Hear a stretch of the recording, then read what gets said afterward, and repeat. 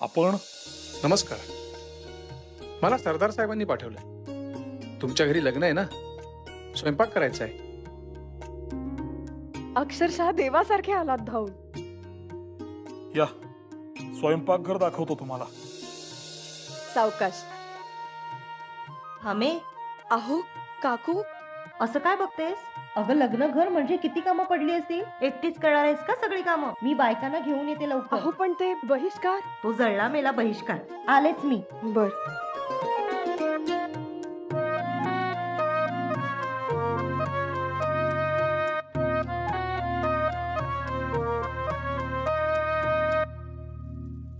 बुवा, तुम्हाला हवेत ते सारे जिन्नस आहेत ना, एकदा बघून घ्या बरं. आणि दुसरी चूल बाहेर अंगणात लावताय ना भिंतीलगत? हो वहिनी, मसाले भाता करता खोबरं तेवढं खाऊन घ्यायचं बघा कोणाकडून तरी. हो, हे काय बहिणी खवतातच आहेत ना खोबरं. आणि हाताखालची सारी कामं आम्ही उरकून घेतो. तुम्ही फक्त मुख्य स्वयंपाकाचं काय ते पहा. ठीक आहे. भामे, विश्वनाथला सांगून आणखीन खडे मसाले मागून घे. बाकी हे सगळे नारळ खवते हा मी. अगं कितीचा वेळ लागणार एवढा? तू दुसरं काही कामाचं बघ.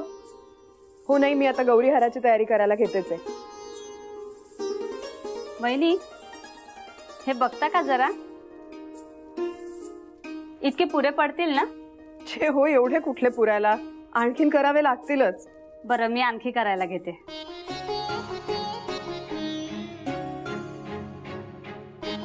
खरंच तुम्ही सगळ्या जणी आल्यात, किती बरं झालं. माझ्या एकटीच्याने कसं झेपणार होतं हे सारं. अगं भामे, शेजार पाजार असतो कशाला मग? अगं अडीअडचणीना आपण नाही तर कोण एकमेकीसाठी धावून येणार? मग काय? आणि आता हे बघ, डोळ्यात पाणी आणू नकोस हा.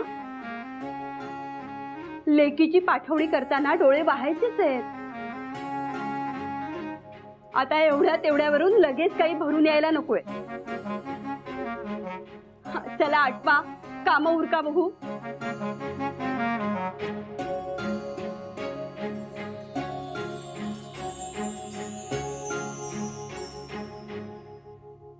बळवंतराव आणि गोपाळराव यांच्यातले हे वैचारिक मतभेद इतके विकोपास गेले की अखेरीस 1887 साली आगरकर केसरीतून बाहेर पडले.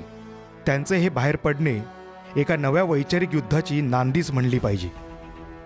गोपाळराव बाहेर पडले आणि त्यांच्याबरोबर गोपाळकृष्ण गोखले व वामनराव आपटे हे देखील बाहेर पडले. 1888 साली गोखले यांच्या सहकार्याने आगरकरांनी सुधारक नावाचं वर्तमानपत्र सुरू केलं. गोपाळकृष्ण गोखले फर्ग्युसनमध्ये आले आणि टिळक आगरकर यांच्यातील मतभेदांना अधिक धार चढत गेली. ही धार इतकी तीव्र होती की अखेरीस मैत्रीचे बंध कापले गेले. या मतभेदांनी आता अधिक तीव्र स्वरूप धारण केले आणि अखेरीस टिळक डेक्कन एज्युकेशन सोसायटीमधून बाहेर पडले. आगरकरांनी केसरीतून बाहेर पडणे आणि टिळकाने डेक्कन एज्युकेशन सोसायटीतून बाहेर पडणे याने न्यायाच्या तराजूची पारडी तर समतोल झाली, परंतु कधी काळचे दोन जिवलग मित्र मात्र परस्परांचे कट्टर टीकाकार बनले. मनात उरली होती फक्त कटुता. टिळक आगरकरातून विस्तव जात नव्हता. असे असले तरी ह्या कुटुंबातला स्नेह मात्र पूर्णपणे संपलेला नव्हता. म्हणूनच आपल्या लाडक्या कृष्णीच्या लग्नात यशोदा काकू अगदी घरच्यांसारखी राबली. मनातल्या स्नेहाचा ओलावा असा सहजासहजी शुष्क होत नाही हेच खरे. बघता बघता गणेश उत्सव आला. यंदा काय करणार आहोत आपण ते ठरवा. गेल्या वर्षी तुम्हा सगळ्यांच्या घरच्या पूजा एकाच वेळेस आल्या आणि अंक काढताना माझ्या नाकी नाव आले. मी एकटा तरी कुठे कुठे बघू. अग्रलेख लिहायचा तेवढा बाकी होता माझ्याने.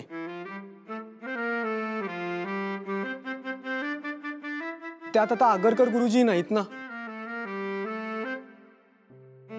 नाहीतर लेखांची कमतरता भासलीच नसती. तसंही त्यांना ह्या सणांच्या गोंधळात काही रस नव्हता, त्यामुळे मला मदत व्हायची. यंदा तोही भार माझ्यावरच येणार असं चित्र दिसतंय. आता यात हसण्यासारखं काय गुरुजी? काय खरंय रे बाबा तुझं, खरंय. हल्ली टिळक गुरुजी सुद्धा घरातूनच काम करतायत. आगरकर गुरुजी गेल्यापासून त्यांनी कार्यालयात येणं कमी केलंय. गुरुजी तुम्हाला म्हणून सांगतो, अलीकडे ना ह्या कार्यालयाची रयाच गेलीये. मी म्हणून सगळं धकवून नेतो. या या बळवंतराव, बघा हा काय म्हणतोय. गुरुजी तुम्ही अहो तुम्ही कधी आलात? अहो नाही म्हणजे मला तसं म्हणायचं नव्हतं. यंदा आपण काय करणार आहोत म्हणजे मला लेखांची तयारी आधीच करता येईल ना.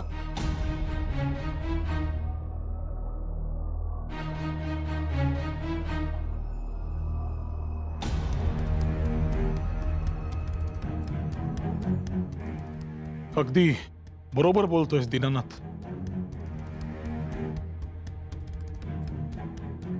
हा सगळा व्याप काही आता माझ्याच्याने सांभाळला जात नाही.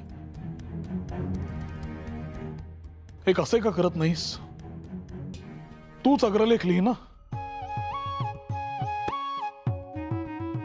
मी अहो काही काय बोलताय गुरुजी? अहो मी कसं लिहू? नाही नाही मी खरंच म्हणतोय. जमेल तुला, कर प्रयत्न, हळूहळू येईल. बरं का मंडळी, आजपासून अग्रलेखांची जबाबदारी दीनानाथ बुवांची. मी सुटलो. अहो हसताय काय गुरुजी? अरे अग्रलेख लिहिणं काय थट्टा आहे का? मुळीच नाही. अग्रलेख लिहिणं ही थट्टा मुळीच नाही. पण आज बळवंतरावांना तुझी थट्टा करण्याची लहर आली आहे एवढं मात्र खरं.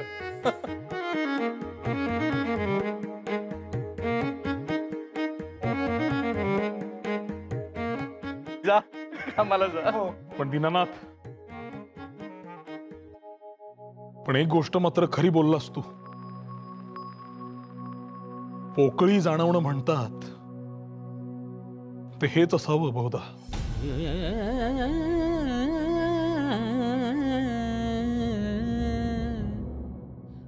असो, कामास लागा. अग्रलेख लिहायचेत ना.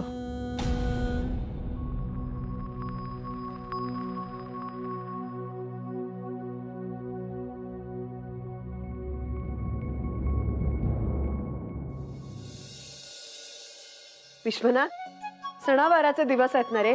काय हे असं असं तंगड्या पसरून पुस्तक काय वाचत बसलायस? जरा काहीतरी मदत करावी. मग काय करू तू सांग ना. मी काय सांगू? आणि सांगून काय कुणीही करील. जरा डोळे उघडून बघ आसपास, 10 कामं दिसतील. हे काय करतोयस? डोळे बारीक करून बघतोय काही काम दिसतंय काय. कथड्या, किती तू आगाऊपणा. हा आगाऊपणा करून झाला असेल ना तर चल उठ, सदरा बदल, तयारी कर. कृष्णाताईकडे जायचंय निरोप धाडायला. तिच्याकडे कशाला? अरे कशाला म्हणजे काय, आता गणपती आले. लग्नानंतरचा पहिला सण नाही का तिचा. तिच्याकडे जाऊन तिला आमंत्रण देऊन घेऊन यायला हवं घरी. अगं तिला कशाला आमंत्रण? ती लग्न करून ह्याच घरातून त्या घरात गेली ना, मग तिला तिच्याच घरी यायला कशाला आमंत्रण द्यायचंय? अरे किती हा आगाऊपणा. असं काय करतोस? लग्न झालं आता तिचं, सासूरवाशीण नाही का ती. तिच्या घरी जाऊन सासू सासऱ्यांची परवानगी घेऊन मग आणायची तिला आता. आणि त्यांनी जर जा असं म्हटलं तरच आपल्याला तिला घेऊन येता येतं. नाही म्हणजे कृष्णीच्या घरची मंडळी चांगली आहेत, ती काही म्हणायची नाहीत, पण आपल्याला काही रीतभात आहे का नाही? अगं हो, पण मी जाऊन काय बोलू? कशी मागायची असते परवानगी? अरे तू एकट्यान नाही, काही दादांबरोबर जा. जरा बघ ते कसं बोलतात, काय बोलतात, आमंत्रण कसं करतात. घरातला थोरला मुलगा आहेस ना तू, तुला माहिती असायला हवं आता हे सगळं. शिकून घे त्यांच्याकडून. दादांचं काय, ते जातील आणि आमंत्रण देतील, त्याच्यात काय आलंय शिकायचं. धन्य आहे तुमच्या पुढे. हा आगाऊपणा जर का करून झाला असेल ना तर खरंच आता चटाचटा घरातली कामं करायला घे. आणि दुसरं काही सुचत नसेल तर गणपतीची आरास घ्या करायला. माळ्यावरून ते मखर उतरवायचंय, तो सांगाडा जरा एक दिवस उन्हात वाळत ठेवायला हवा. काही कळतंय का? हो गाई. हो गाई. मग आता माझं तोंड कशाला बघत उभा राहिलाय? चल निघ, पळ. गेल्या 2 वर्षांपासून असलेली बंदी यावर्षी रद्द करण्यात आलेली असून यावर्षी ताबूतांना परवानगी देण्यात आलेली आहे. म्हणजे पुन्हा हिंदू मुस्लिम वादाची ठिणगी पडणार तर. मुळात ही बंदी का उठवली? अहो, ही दंगल आत्ताची नाही. याचं कारण 2 वर्षापूर्वीच्या प्रभास पट्ट्यांमध्ये घडलेल्या घटनेत आहे. काय घडलं होतं तिथे? अहो, जुनागड संस्थान नाही का, तिथल्या प्रभास पट्टणमध्ये 2 वर्षापूर्वी ताबुतांच्या समारंभात दंगा झालेला. या दंग्यात भयंकर नरसंहार झाला होता. अनेक देवळं भ्रष्ट करण्यात आली होती. देवांच्या मूर्ती फोडल्या. देवळातील साधू संत, गोसावी, यात्रेकरू अशा लोकांची काहीही चूक नसताना यांच्या अंगावर तेल ओतून अक्षरशः जिवंत जाळले यांना. जिवंत माणसं जाळणं, तेही मंदिरासारख्या पवित्र ठिकाणी. शिव शिव शिव शिव शिव. 10 जन्म गेले तरी हे पाप धुतलं जायचं नाही. याचं कारण ताबुतांवर बंदी आणली गेली होती म्हणून. एका अर्थी चांगलं झालं ते. कशाला हव्या त्या गोष्टी? एकीकडे आमच्या देवधर्माचं करतो म्हणायचं आणि दुसरीकडे दुसऱ्या धर्माच्या लोकांना निव्वळ सुडापोटी जिवंत जाळायचं. छे. अहो, पण जुनागडचा नवाब तर मुसलमानच आहे ना, तरी हे असे दंगे झाले. अहो, राजा कोणत्या धर्माचा आहे यांनी काय फरक पडणार आहे? म्हटलं की माते फिरू आले आणि एकदा का डोकी भडकली की मग कुठून आला सारासार विचार? गेली 2 वर्ष या दोन्ही समाजात घुसपूस चालूच होती. एकमेकांच्या अंगावर शस्त्र घेऊन धावून जायला लहान सहान कारणही पुरेसे होते. त्यामुळेच दंग्यांना आयतं कारण नको म्हणूनच ताबुतांना परवानगी नव्हती. यावर्षी मात्र ही बंदी उठवण्यात आली. आता काय घडेल हे परमेश्वरास ठाऊक. सणावाराच्या काळात लोकांना काय अवदसा सुचते कोण जाणे. नाहीतर काय, हे सणवार कमी आणि दंग्यांचे कारण जास्त वाटतंय. 11 ऑगस्टला माझं क्रॉफर्ड मार्केटजवळ एक काम होतं म्हणून मी सकाळीच बाहेर पडलो होतो. आणि तिकडून मग काम आटपल्यावरती कार्यालयात यायचे मनात होते. त्याप्रमाणे काम माझे दुपारीच आटपले आणि काम आटपून बाहेर पडतो तर पाहतोय काय, माणसांचे जथ्थेच्या जथ्थे माझ्यासमोर बाहेर पडतायत.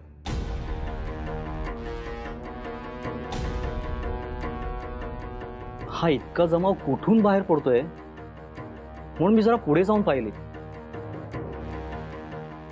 तर क्रॉफर्ड मार्केट जवळ जुमा मशीद आहे. तिथून ही लोक घोळक्याने बाहेर पडवते आणि मला राग रंग काही ठीक वाटला नाही म्हणून मी जवळच एका दुकानात शिरलो. तोवर वातावरण तंग होऊ लागल्याचे जाणवू लागले होते. रस्त्यावरचे माझ्यासारखे लोक दिसेल त्या दुकानात आश्रयासाठी जात होते. होय, आमच्या सर्वांच्या कानावरही आली होती हकीकत. लोक म्हणे हातात लाठ्या काठ्या घेऊन रस्त्यावर उतरत होते. हो तर अहो, लाट्या काट्याच काय, नंतर जी दंगल उसळली त्यात लोकांच्या हातात चाकू सुरे पाहिले मी. मला धोक्याची चाहूल लागली तसा मी ताबडतोब समोर दिसणाऱ्या एका दुकानात शिरलो. एव्हाना दुकानदारांनाही बाहेर काहीतरी अघटित घडतंय याची जाणीव होऊ लागली होती. त्याने येईल त्याला आत घेत दुकानांच्या फळ्या बंद करायला सुरुवात केली. किमान दुकानदारांनी तरी माणुसकी दाखवली म्हणायचं. नाही तर त्या दंगलीत काय घडलं असतं खरंच. हो तर त्या दुकानदाराचे आभार मानावे तितके थोडेच.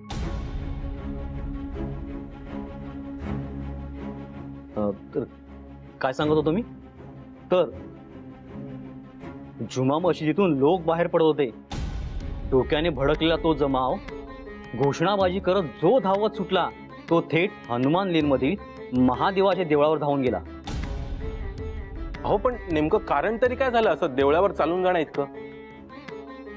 नंतर चौकशी केली तर असं कळलं की या 11 तारखेला गुजराती हिंदूंचा दिवसर नावाचा सण होता, जो मशिदी लगतच्या देवळात अनेक प्रकारची वाद्य वाजवून हिंदूंनी साजरा केला. त्यामुळे मुसलमान लोकांना चीड आली.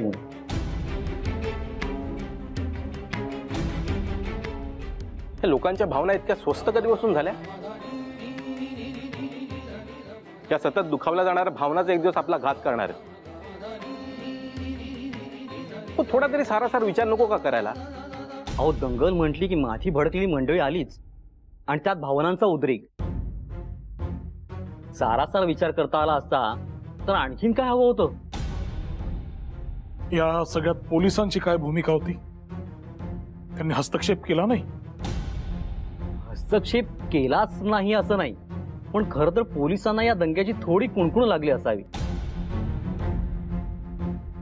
कारण त्यांनी या परिसरात एक पोलीस पार्टी आधीच तैनात करून ठेवली होती. या पोलिसांनी काय करावं, त्या पहिल्या टोळीला परत मशिदीच्या आवारात नेऊन कोंडून ठेवण्याचा प्रयत्न केला आणि मग शोभ असा उसळला की त्याचं रूपांतर दंगलीत झालं. अरे रे, पोलिसांनी तिथे जरा चतुराईने काम करायला हवं होतं. त्यांनी हा असा धाकदपटशाचा मार्ग निवडण्यापेक्षा जरा समजुतीने घेतला असतं तर दंगल उसळली असती का? बरं, नेमकी कुठे कुठे झळ बसली या दंग्याची? भेंडी बाजार, कामाटीपुरा, ग्रँड रोड या आजूबाजूच्या परिसरात दंगली उसळल्या होत्या.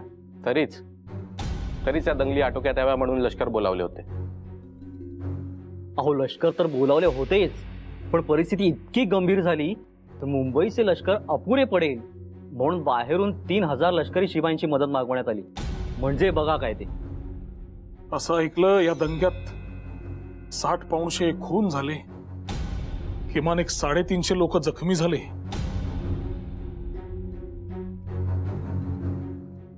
आणि हजारो लोक मुंबई सोडून निघून गेले. लोक अक्षरशः मिळेल त्या वाहनाने मुंबई सोडून निघून जात आहेत असं कानावर आलंय. अहो, या माझ्या डोळ्यांनी पाहिलंय मी.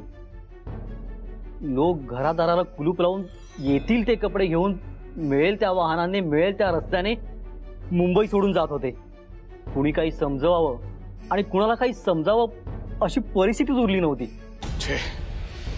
फार वाईट वातावरण होतं. साधारण 1200 लोकांना पकडून तुरुंगात डांबलं होतं. यासाठी स्पेशल मॅजिस्ट्रेटची नेमणूक करावी लागली. सिव्हिल व्हॉलेंटियर्स लोक पोशाख चढून पहारे करू लागले होते. हायकोर्ट कचेऱ्या बंद ठेवाव्या लागल्या. या 4-5 दिवसात जीव, मालमत्ता काहीही सुरक्षित नव्हते. शेवटी जेव्हा रायफल, बंदुकांच्या गोळ्या सुटू लागल्या तेव्हा कुठे दंगेखोरांना थोडा वचक बसला आणि 15 ऑगस्टला थोडी शांतता होऊन म्युनिसिपल कमिशनर यांच्या बोलवण्यावरून सर्व जातींच्या पुढाऱ्यांची सभा भरवण्यात आली. काय झालं या सभेत? या सभेत हिंदू मुसलमानांची दिलजमाई झाली हे दाखवण्यासाठी गाड्यांमधून सर्व जातींचे पुढारी घालून त्यांची शहरातून मिरवणूक काढण्यात आली.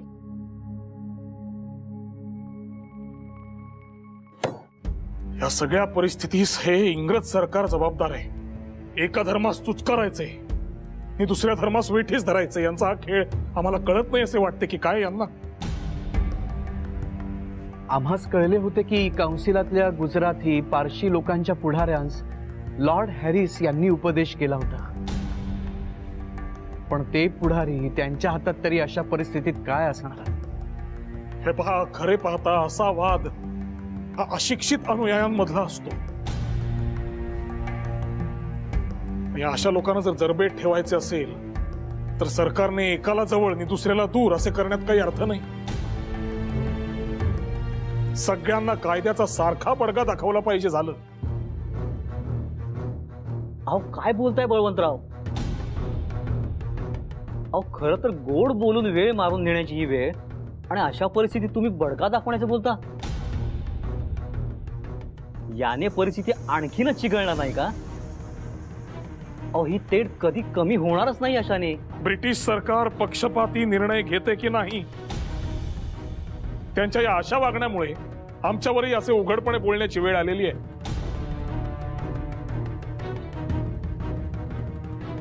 निदान पुणे तरी याबाबतीत शांत आहे तेवढं बरं म्हणायचं. सणासुदीचे दिवस आहेत, नीट पार पडू देत सगळं.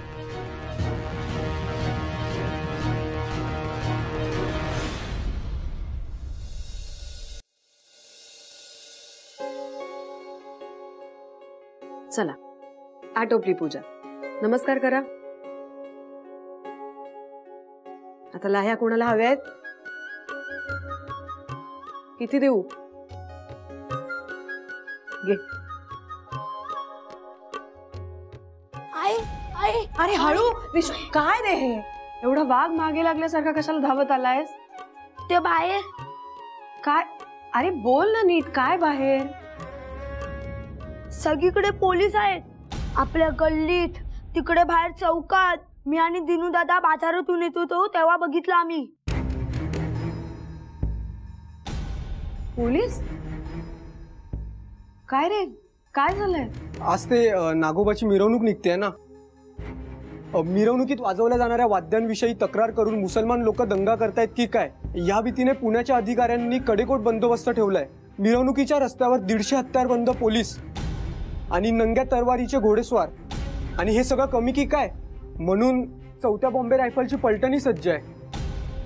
अगो बाई, एवढे पोलीस? होय. कलेक्टर मिस्टर चार्ल्स आणि पोलीस सुप्रिटेंडंट मॅकफर्सन हे सगळे अधिकारी स्वतः थांबणार आहेत. काय सांगतोस? हे कठीणच म्हणायचं हे.